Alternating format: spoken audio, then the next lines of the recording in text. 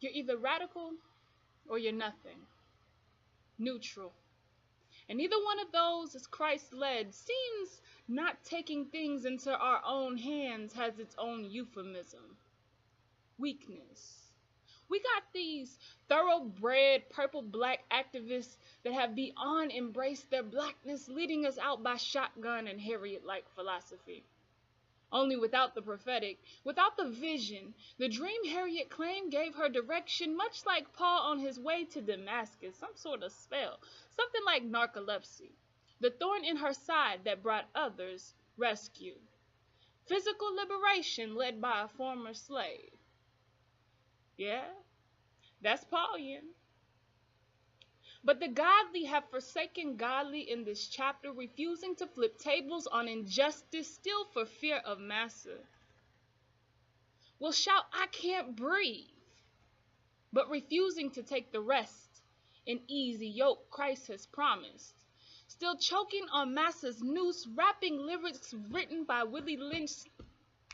Still choking on massa's noose, rapping lyrics written by Willie Lynch, speaking violently of spilling soft tissues out of delicate skin. Then turn to call the white man sick. Sick for imagining he can dehumanize human life, yet meanwhile we niggas, Negroes, African Americans find it politically correct to splash rhymes about spilling intestines over the records we fill our used minds with. Screaming, I can't breathe, but can't see that their asphyxiation is over 500 years old. These Negroes, African Americans, don't know that they're still on the boat. Close quarters, still piled a few humans high, stacked up in hoods and projects, hoping to get out with no intentions of ever looking back. And that's just what the the hip-hop artists said. Let me be politically correct. My experience is watching brown bodies drop brown bodies and threaten black lives, all while wearing medallions and posting woke memes in support of the Black Lives Matter movement. Peddling a spoken rhetoric that you'll never find to be walked with their feet, but rather only in their fingertips. Spilling out quotes from authors they've never read, but found somewhere on Facebook, all via iPhone 6. Or is it 6S? All the while not knowing that your livelihood is maintained by eating the defecation of another man until you make it out.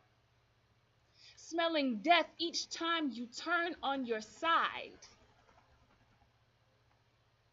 Relieving yourself on yourself, and whoever is nearby at the turn of every storm gets off the boat.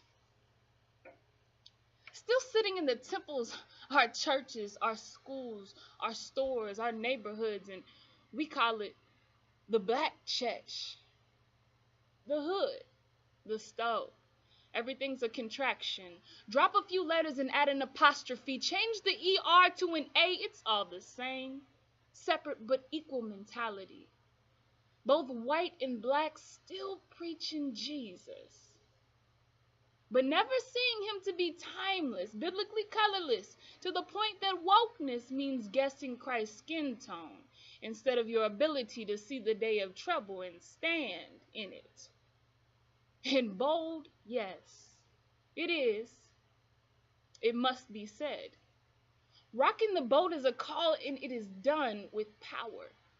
No confusion to any newcomers, believer and unbeliever alike. Jesus Christ is Lord, and he will take you off that boat if you let him.